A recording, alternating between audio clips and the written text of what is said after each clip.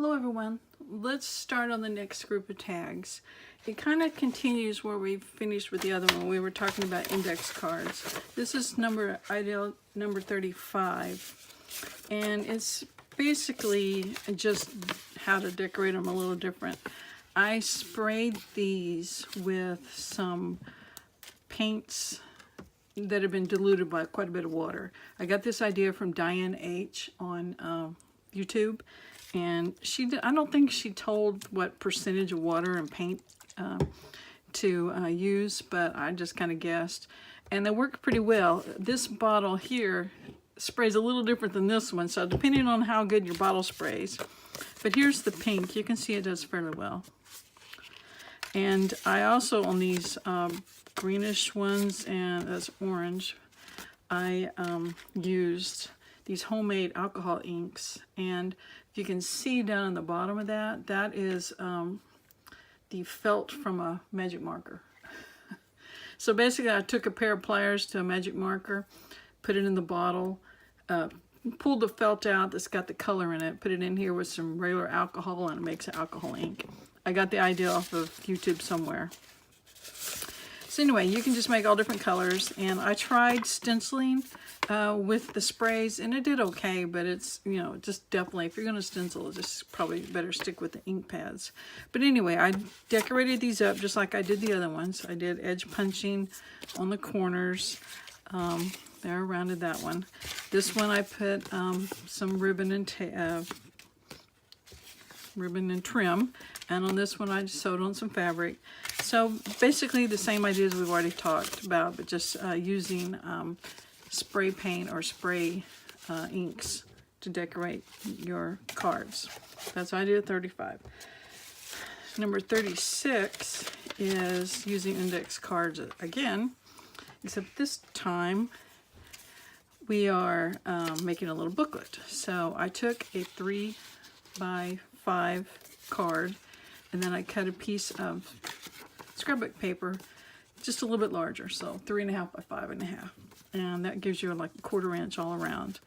And I just sewed down the middle, folded them, sewed down the middle, or you can do hand stitching if you want, and that makes a little booklet. And on this one I just rounded the corners. So a simple little booklet using scraps of scrapbook paper and some index cards. That's idea 36. Number 37 is using the index dividers for the index cards. And on this one, I just did the basic idea of some ribbon. Could have been lace, could be washi, could be stamps. Just the ideas we've already talked about. So it's a very basic journaling card idea. It's just, you know, shaped a little different. So that's something you can do. Or you can make a little booklet out of them. Now, I got this idea from Wendy at Wendy's Journal Adventures on YouTube.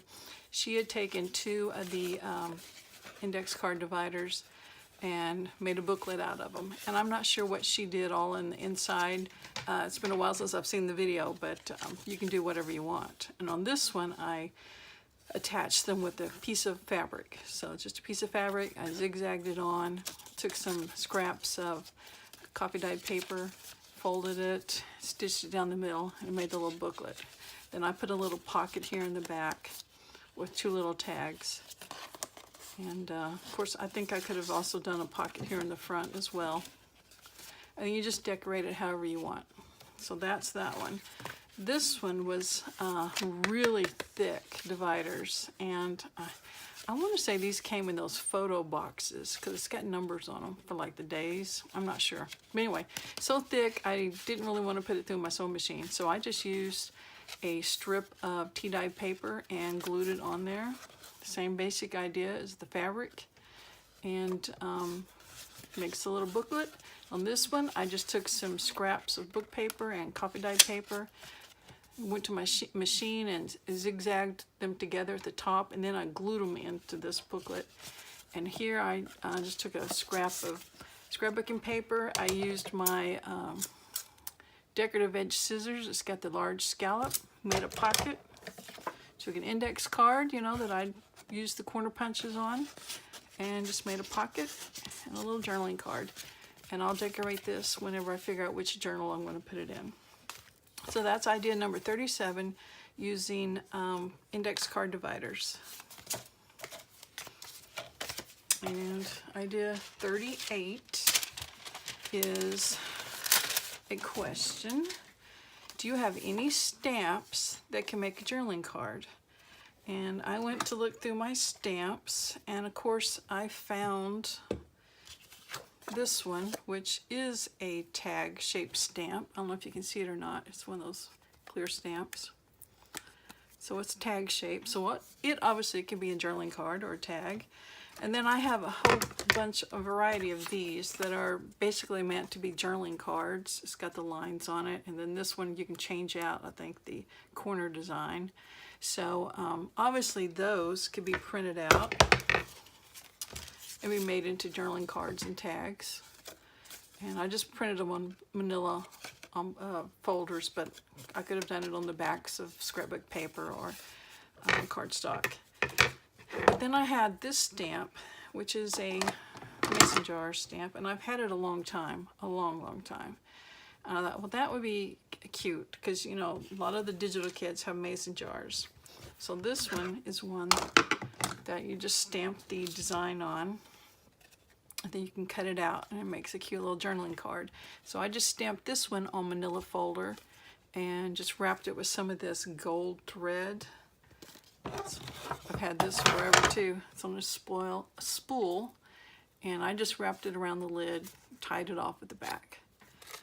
This one I stamped it on manila folder, and then I glued some scrapbooking paper on the front, and I tied this jute twine around it that I got at Walmart, and just tied on a couple of beads to the end of tied it in the front this time, and just tied on some beads. So just look through your stamps and say, is there anything that I can stamp and cut out and make a journaling card out of? So that's idea number 38. Idea number 39 is kind of along the same lines. It's about using shapes, except we're not using stamps. We're just saying, what do I have that I can use the shape of to make a journaling card? And of course the obvious one is a circle punch.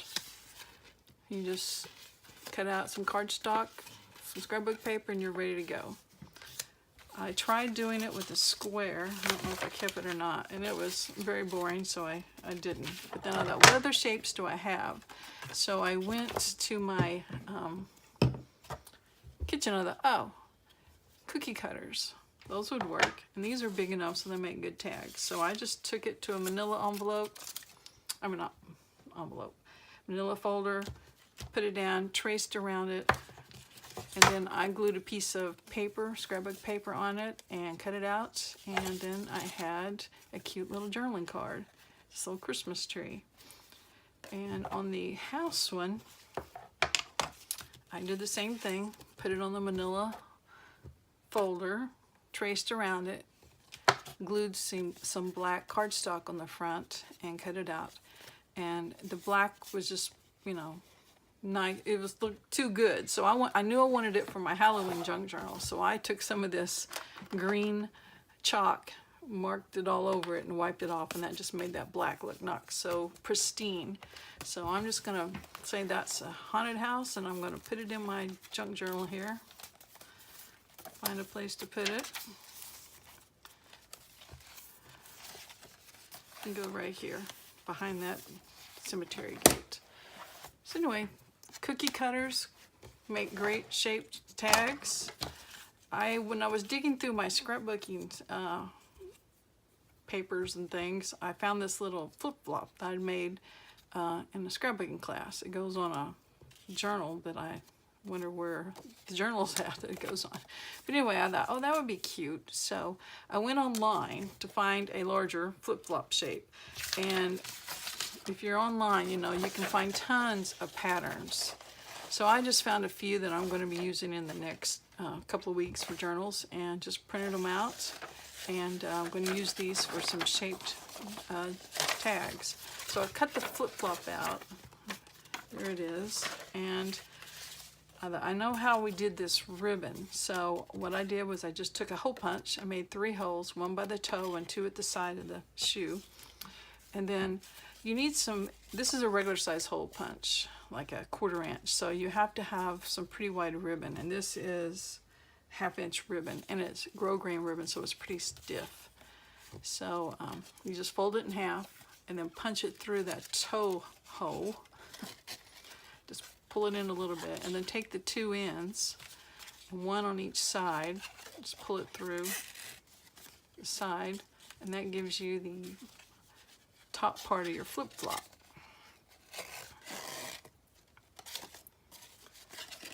So you just kind of work that around. And then on the back here, you're just going to need to tape down this ribbon, or you could staple it. And it's kind of thick because it's pretty stiff ribbon. So you might not be able to journal up there, but if I hadn't have printed this on the part of the manila folder, of course it's got that stamp, then I could have, this could be the part of the, where you can journal on the front as well. So you might just want to cover this whole thing with copy dyed paper or something. So, but anyway, that's how you make the flip-flop. And if you remember, earlier I showed doing shapes on a fold, and this is the one we did. It was a coffin shape, and I just brought this out again because making sure I wasn't repeating myself. And I thought, yeah, because these shapes aren't on the fold. But I got to thinking, if anyone wants this shape, just think about it as it's a basic tag shape, except instead of coming straight down like a regular tag would, it slopes in. And that gives you the kind of a basic coffin shape. And then when you put it on the fold, you just got to make sure this entire side is on the fold. So it's not going to be straight up on your paper if you're putting it on the fold. So anyway, that was the one we'd done earlier, shaped tag on the fold. So this is idea number 39. And idea 40 is kind of a combination of what we just talked about. Shaped tags, but made with a punch. I made these two with my circle punch, just like I made that one, except this time I didn't run the paper all the way through. So what you do is you get your piece of cardstock and you fold it in half, and hopefully you guys can see this.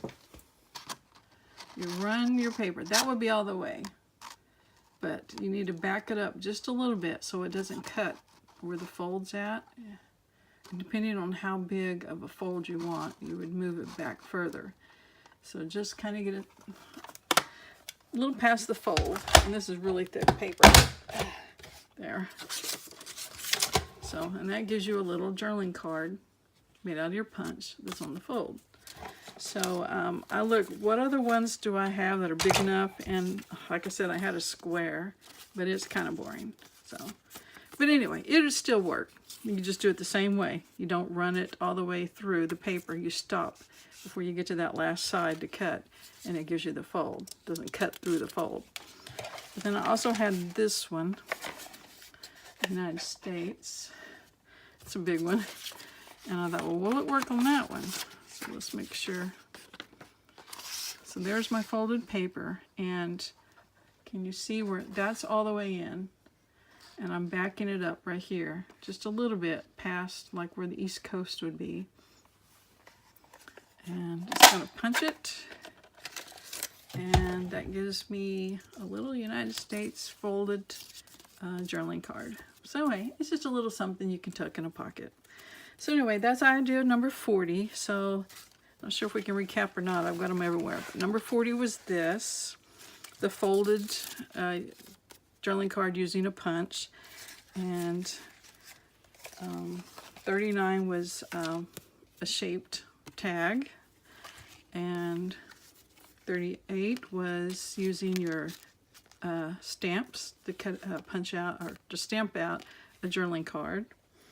And then we also had the index card dividers made into booklets or just decorated. And then we had the booklets made out of index cards and scrapbooking paper.